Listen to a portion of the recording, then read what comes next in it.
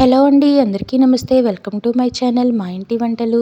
ఈరోజు మీకు మా ఇంటి వంటల్లో ట్రెడిషనల్ చేపల పులుసు చూపించబోతున్నానండి. అదే చింతకాయ చేపల పులుసు. టేస్ట్ అయితే చాలా అంటే చాలా బాగుంటుందండి. మనం ఎప్పుడు చేసే చేపల పులుసు కంటే కూడా ఇది టేస్ట్ చాలా బాగుంటుంది. ఇది పాత పద్ధతిలో ఎలా చేయాలో మీకు చూపించబోతున్నాను. మీకు కనుక ఈ వీడియో నచ్చితే ప్లీజ్ అండి ఒక లైక్ చేయండి. అలాగే మరిన్ని ఇలాంటి వీడియోస్ కోసం మా ఇంటి వంటల్ని సబ్స్క్రైబ్ చేసుకోండి. థ్యాంక్ యూ అండి. Thank you for watching.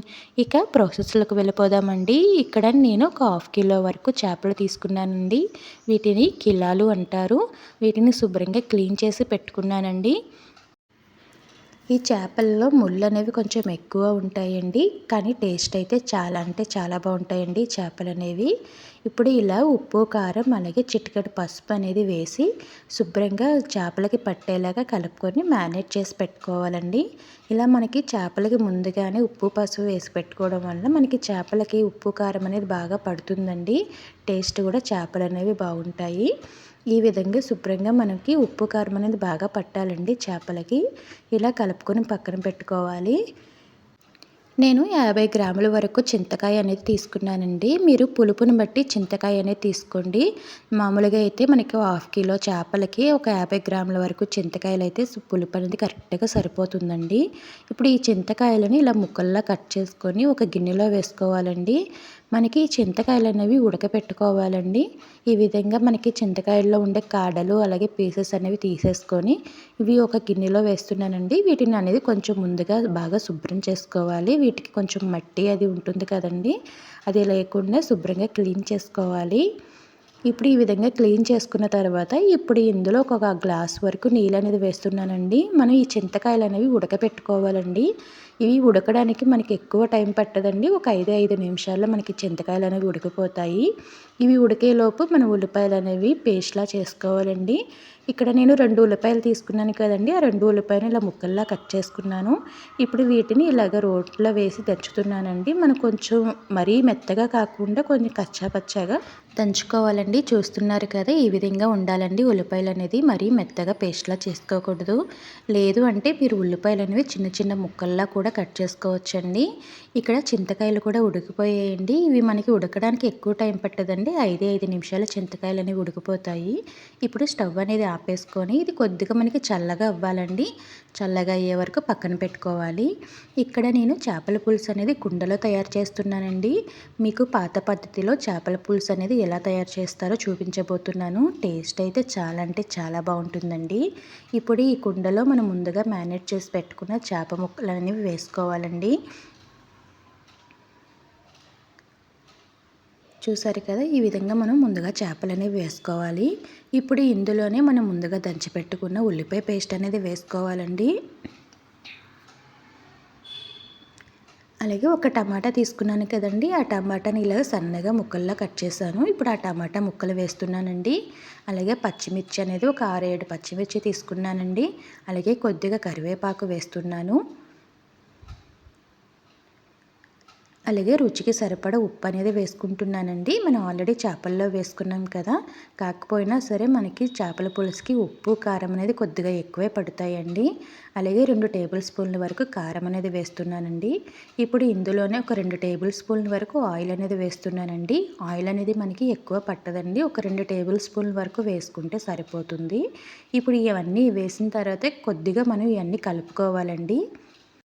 మీరు ఈ చేపల పులుసు అనేది కుండలా కాకుండా వేరే ఏ దాకలో చేసినా కూడా సేమ్ ఇదే పద్ధతిలో చేయండి. టేస్ట్ చాలా బాగుంటుంది. కాకపోతే మనకి కుండలో చేసిన చేపల పులుసు అయితే టేస్ట్ చాలా అంటే చాలా బాగుంటుందండి. ఖచ్చితంగా ఒకసారి ట్రై చేయండి. ఇక్కడ చింతకాయలు కూడా చల్లగా అయిపోయాయండి. ఇప్పుడు ఇందులో ఇంకో గ్లాస్ వరకు వాటర్ అనేది వేస్తున్నానండి. మనకి చింతకాయ రసం అనేది టోటల్గా మనకి చేపలు అనేవి మునిగే వరకు తీసుకోవాలండి. ఇక్కడ చింతకాయలు అనేవి మరీ గట్టిగా మనం పిండకూడదండి. మనకి ఇలా గట్టిగా పిండితే మనకి పైన తొక్క అనేది చిన్న చిన్న ముక్కల్లా విరిగిపోయి రసంలో కలిసిపోతుందండి. అందుకని పైన మీరు చూస్తున్నారు కదా వీడియోలో, ఈ విధంగా మనం పైనే మనం ఈ చింతకాయ అనేది తొక్క అనేది తీసుకొని రసం అనేది తీసుకోవాలండి. టోటల్గా ఇక్కడ నేను 2.5 గ్లాసుల వరకు వాటర్ అనేది తీసుకున్నానండి. ఇప్పుడు ఈ చింతకాయ రసం అనేది మనకి చేపలు అనేవి మునిగే వరకు తీసుకోవాలి.